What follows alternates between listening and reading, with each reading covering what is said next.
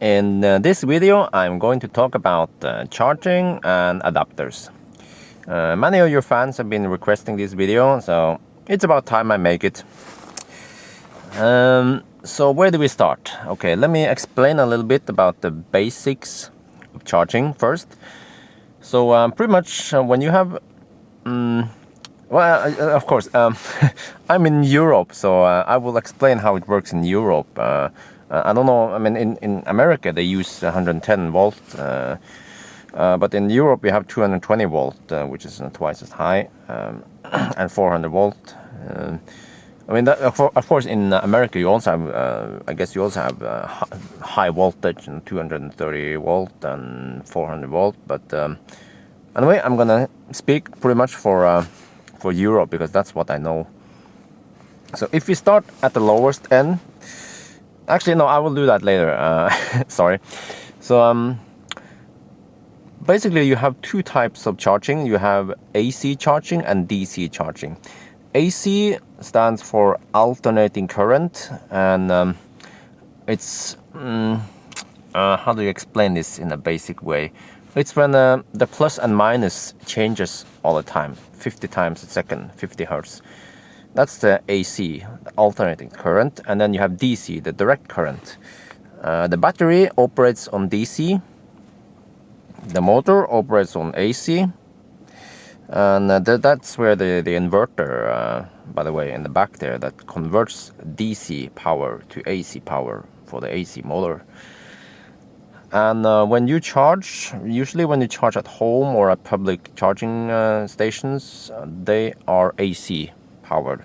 So Tesla, for now, the only AC you can charge for Tesla as of beginning of 2015 is Superchargers. They are the only DC charging stations. Later on, there will be CHAdeMO adapters. I heard that Japan have CHAdeMO adapters already, and I'm not sure about America. I think they still don't have it. So anyway, when you charge at a supercharger, you will well, okay, I forgot to mention something. In the car has onboard chargers. They will convert AC power from the wall or whatever, from the public charging outlet. It will convert AC power to DC power because that's what you need for the battery pack. It needs DC power. So the Tesla has some pretty powerful, not the most powerful, but very powerful chargers. Each charger can charge up to 11 kilowatt. So if you have dual charger, you can charge 22 kilowatt. Yeah. And as for DC charging, you can charge, I mean, superchargers, they go all the way up to 120 kilowatt or whatever. So the AC charging, like I said, the car will do the conversion for you, the onboard charging. And actually, it will also generate a little bit of heat in the back. On the 22 kilowatt charging, it could generate some, 1 to 2 kilowatt of heat in the back there. Yeah.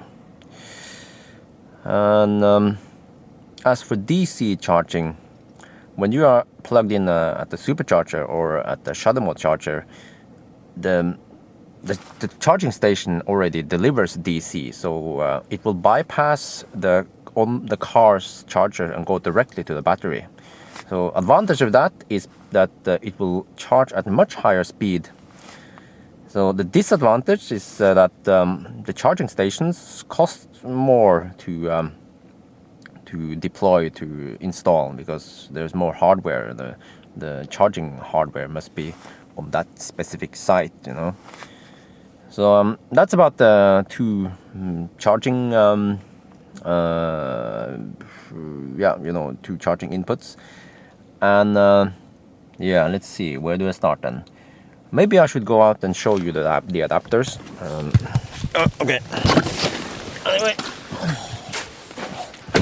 we are now at the garage where the Millennium Falcon is resting. If we start at the lower end, The slowest charging you have available in Europe, at least, is pretty much this one. This is the Mennekes cable. It's not the original cable. This one. So with this one, and also that one by default, but not with that extra. I will explain that soon. You get 230 volt and 13 amp. And yeah, here comes some more basics about electricity and power and all that. Charging, I mean, when you hear about the watt and the kilowatt, that's the charging power. And what you do is you take 230 times number of amps. So it will equal to about 3 point, how much was it? I don't remember exactly. I think it's about 3.3 kilowatt at 13 amp. And this one has a third-party adapter. You see, this thing is called a Schuko. It's I think it's a German invention or something. Yeah. But anyway, this is very common in Europe. So most Tesla people or whatever, they will call it Schuko. But it's mostly a household plug. And this one with a red adapter will make you charge 16 amp from a Schuko. And at home, if you have the right the current and the fuse, if everything is okay, you could charge 16 amp with no problems. At public charging stations, some of them can't handle it, and some can. So the difference between 13 and 16 is noticeable. So it's like a 20% higher speed. So it's always nice. And again, this adapter is something I bought from a Norwegian guy. His name is CHAdeMO. He makes them. So it's officially not supported by Tesla. So yeah, you have to use it on your own risk. Same goes with the others adapter I'll come back to soon. This one, the most important adapter, this is called the UMC. It stands for Universal Mobile Connector. So it's pretty powerful. Well, yeah, because it has interchangeable. Oh shit! Hang on. It's freaking cold. Right? I have to use both hands now. Yeah. Okay. So it has this end can be replaced. You see this one now. Let me. Okay, let me show you. I didn't bring my tripod. It was a mistake. But it's so freaking. Okay. There you go. Okay. So this one is the red adapter, and this other one is the blue adapter. So this one, if you use the red adapter, you can charge at 400 volt. But then we do some trick here to get this one, which is only 230 volt. So I'll come back to that soon. So basically, if you do this, if you use the red adapter, plug it in there, you can charge at 400 volt. I will come back to that soon. I will do the 230 volt first. But let me see. Okay, so some places in especially in Denmark, I also see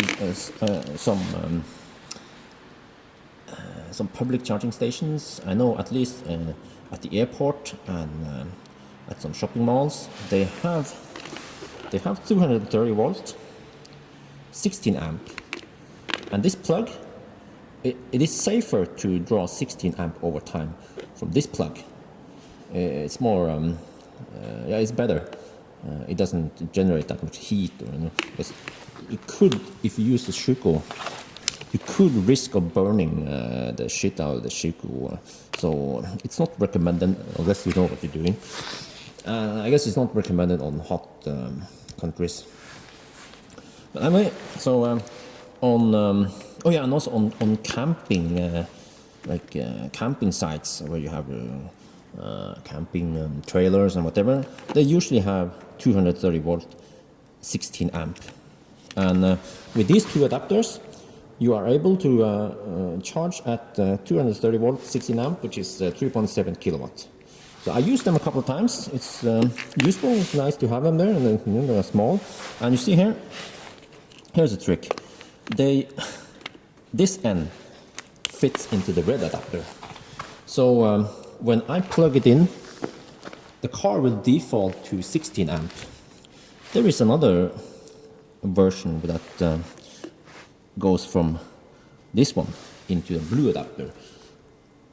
The disadvantage of that is that the car will default to 32 amp, and you have to remember to reduce it to 16 amp, otherwise you could blow the fuse. The advantage, we would say, is that if you have a blue to blue, you could draw more than 16 amp. You could try like 18 amp or whatever, but that's not recommended either. So yeah, so I guess this is the safest adapters. Yeah. So let me see. This one, okay, this one is a bit weird. Now I have to start explaining the blue adapter. Okay, the blue adapter will allow you to charge 230 volt, 32 amp. So if you have a blue plug, you can get 32 amp from it. And 32 amp is 7.4 kilowatt. But I said earlier that the car, it comes with two possible options: single charger and dual charger. And each charger can charge up to 11 kilowatt each, but there's a weird limitation that if you use a blue adapter and you have single charger, you will only get 16 amp from it, not 32. It has something to do with how it distributes the power or something. With the dual charger, you will get 32 amp from it. So unless you use some kind of weird cable, I think they call it a jumper cable or something, where some of the pins are crossed or whatever, and that allows you to get 32 amp from a single charging, charger. Yeah. Anyway, in Norway, we have a three-phase 230 volt. It's a weird combo. It's not many countries that have it.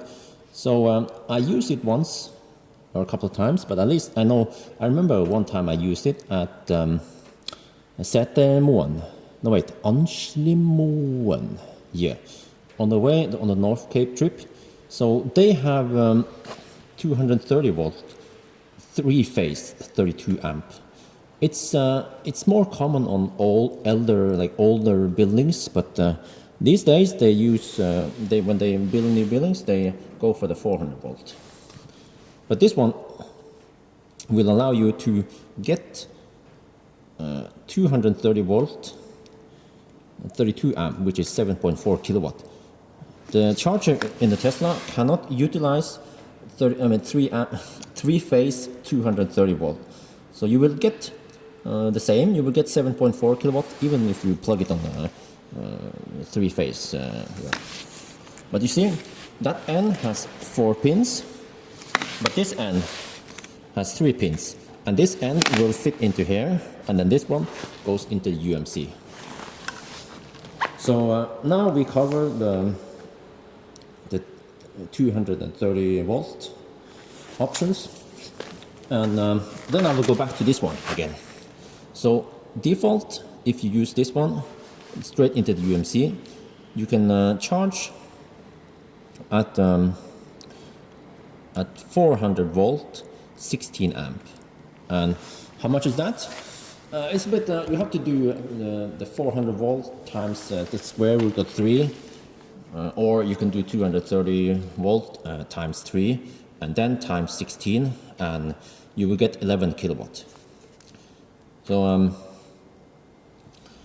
the UMC can only support up to 11 kilowatt or 400 volt 16 amp.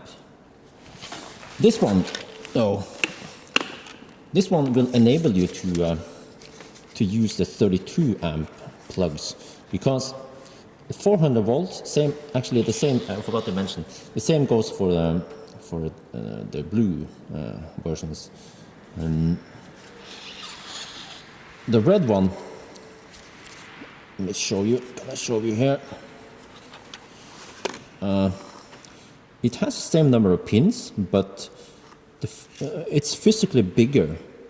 So, and this end, oops, this end is the 16 amp, and this other end here is a 32 amp. So this will allow you to plug your UMC into 400 volt 32 amp red plug, but you can only get 16 amp from it unless you use a charging box. You will also see on the video, North Cape video, I borrowed a charging box.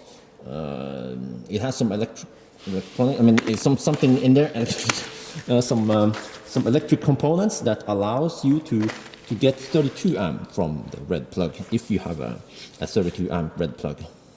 So that will, if you have that charging box, whatever, you will of course need dual chargers to utilize it, and then you get 22 kilowatt. Okay, the last one I will show you is this.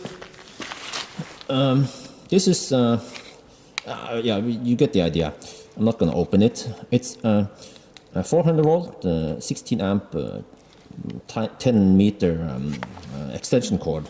And what I do is that if I have this one, I can plug it in this end. Where is it? Where is it? I plug it in here, and I have the option to extend the cord and get about 16 meters of 400 volt. I could also, in this end, plug in here, and I can charge at 400 volt. I plug it at a 32 amp, and I use the UMC. So I have that option, and I also have an option to, if I use that one, I can charge with Schuko if I use this end. So that will give me like some, I think this is a meter long or something. So yeah, I get some 17 meters or something. I think the UMC is 6 meters long. So, and you see, the whole point with these, that they also have the red end. So I also get the option to use these adapters with that extension cord. The only extension I don't get is if I have one of these, the blue ones, then I'm stuck with only 6 meters. But then again, there are very few times I use these adapters. I'm pretty much, most of the time I use the red ones. So, all right, now I'm gonna enter the car because it's freaking cold in here. The last part is, okay. The last part I'm gonna tell about is charging speeds. So it's like a general rule of thumb to remember is that if you are charging at 230 volt, let's say 13 amp, you can say that you get 13 kilometers per hour. If you're charging at 16 amp, you get 16 kilometers per hour. It's like the general rule. It depends on the voltage. Some places, like at work, the voltage is a bit low, like 215, even down to 210. So you don't get 16 kilometers per hour. I can get like 14 to 15, but in general, that's how it goes. So if you have 32 amp, then you get 32 kilometers per hour at the 230 volt. Yeah, but when you are charging at 400 volt, the red one, you get 50 kilometers per hour if you have 16 amp, and with a 32 amp and a box, or if you have like a charging station, you get 100 kilometers per hour, at least. Yeah, unless unless you're staying in the car, because if you stay in the car like I do now and I charge, then the heater will usually draw a little bit of energy. But yeah, I think I can also mention that when you're supercharging, you get like some 600 kilometers per hour, because that's DC powerful stuff. And I also heard that with the CHAdeMO, they were able to charge at around 200 kilometers per hour, which is twice as fast as the AC option, which is about 100. So that means they can, you will charge at roughly 45 kilowatt. So that's pretty fast. Yeah. Let me see. Did I forget something? Charging. No, I think that's it. If I forgot something, please comment and I will reply them, or maybe I will even make a follow-up video with some of the details I left out. So, yeah, that's it then. Oh shit! Sorry guys, I forgot to mention probably the most important cable. This one, the Type 2 cable. Yeah. So anyway, here we have a charging station, and actually I'm going to use this one over here. But this is my charging cable. I should have to open this protector here with one hand. Okay, there you go. So this one, you see, it says 7.4 kilowatt one phase, 32 amp. So this one will deliver 230 volt one phase at 32 amp, which is 7.4 kilowatt. And it has a Type 2 plug here, socket. So let me see. Let me just plug it in here. This is a bit clumsy. Okay. There we go. Okay. So it's plugged in, and like I mentioned earlier, that you can get up to 22 kilowatt. To do that, you will require a Type 2 cable.